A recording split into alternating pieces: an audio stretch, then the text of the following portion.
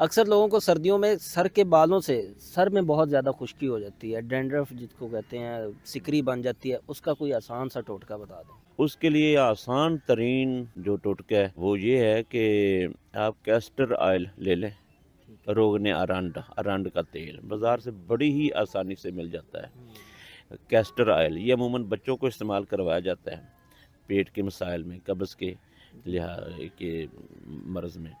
Castor oil لے لیں، castor oil کے اندر ناریل کا تیل وہ ڈال لیں۔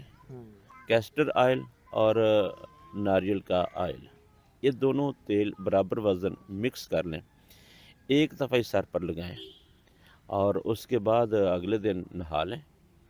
تو ایک دفعہ لگانے سے یہ سر کی خشکی ایسے منٹوں میں جائے گی انشاءاللہ۔ کیسٹر آئل اور ناریل کا آئل یہ دونوں تیل برابر وزن مکس کر لیں، ایک دفعہ ہی سر پر لگائیں اور اس کے بعد اگلے دن نہا لیں۔ تو ایک دفعہ لگانے سے یہ سر کی خشکی ایسے منٹوں میں جائے گی انشاءاللہ۔